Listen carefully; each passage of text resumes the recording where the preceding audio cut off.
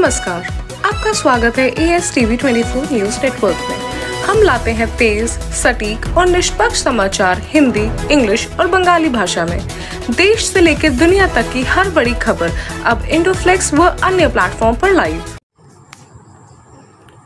কোচবিহার ভবানীগঞ্জ বাজার পরিদর্শনে আজ ভবানীগঞ্জ বাজারে উপস্থিত হন বিধানসভার স্পিকার তথা কোচবিহার দক্ষিণ বিধানসভা কেন্দ্রের বিধায়ক রথীন্দ্র বোস। তিনি কোচবিহার ভবানীগঞ্জ বাজারে বিভিন্ন অলিগলি পরিদর্শন করেন এবং সাধারণ ব্যবসায়ীদের সাথে কথা বলেন। যদিও আজ রবিবার কোচবিহার ভবানীগঞ্জে বাজারের বেশিরভাগ দোকানই বন্ধ থাকে, তবুও সেখানেই বসবাসকারী বেশ কিছু ব্যবসায়ী পরিবারের সাথে কথা বলেন এবং তারা বিধায়ককে কাছে পেয়ে তাদের বাজার সম্পর্কিত বিভিন্ন অভিযোগের কথা তুলে ধরেন। বারংবার কোচবিহার ভবানীগঞ্জ বাজারের চাঙড় ভেঙে পড়ার খবর সবরের শিরোনামে উঠেছে।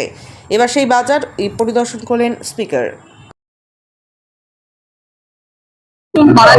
বাজার এই যে চাঙড় ভেঙে যাওয়া, তারপরে বাজারের এরকম দুরবস্থা নিয়ে বারংবার ব্যবসায়ীদের মনে ক্ষোভ জেগেছে, সেই নিয়ে কি কথা হলো? চাঙড় ভেঙে যাওয়া এটা আমি প্রতিদিনই দেখি, আমার নিজের মাথাতেও পড়েছিল। মানে সৌভাগ্যক্রমে আমার মাথা ফাটেনি, মাথায় বেশ কয়েকদিন আমার ফুলেছিল এই জায়গাটা। তারপরে যাই হোক এমনি নর্মালি ঠিক হয়ে গেছে, কিন্তু এটা যদি আরো বড় আকারে পড়তো সেদিন হয়তো আমার মৃত্যু হতে পারতো।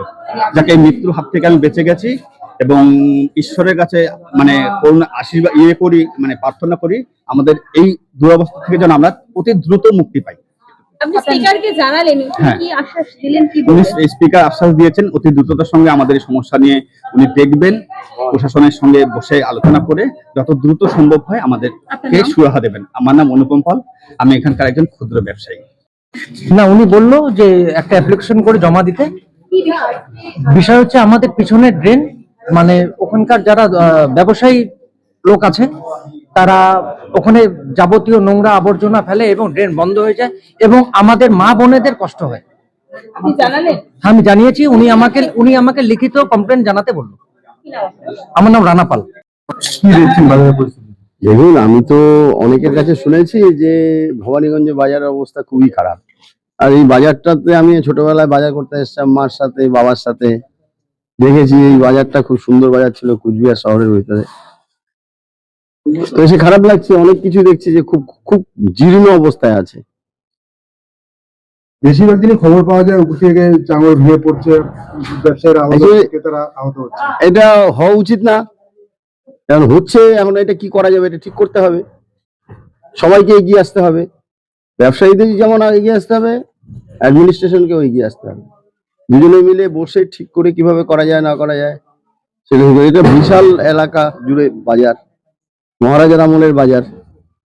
সেই জন্য এই নাম, বাজারের নামটা হচ্ছে ভবানীগঞ্জ বাজার।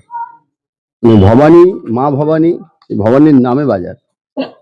এই বাজারটা আমরা ঠিক করব, ঠিক করে কুচবিহারের বাসীদের যাতে অসুবিধা না হয় বাজার করতে, এবং ব্যবসায়ীদের যাতে অসুবিধা না হয় ব্যবসা করতে, এবং ব্যবসাটা আরো ভালো হোক, আরো লোক আসুক বাজারে এসে, আরো সাইন্টিফিক্যালি করা হবে। কারণ আগেকার দিনে কি হচ্ছে, অত প্ল্যান ওইভাবে করা হতো না, এখন সেভাবে প্ল্যান করেই করা হবে।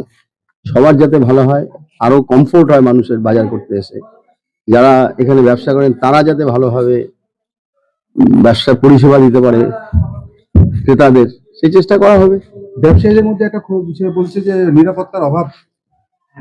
দেখুন, এটা আমি দেখতে পাচ্ছি নিরাপত্তার অভাব তো ঠিকই। আপনি বলেছেন যে আমি কয়েকজনের কাছে শুনলাম যে উপরে নাকি এখানে ড্রাগসের ইয়ে হয়, আমি শুনলাম এটা।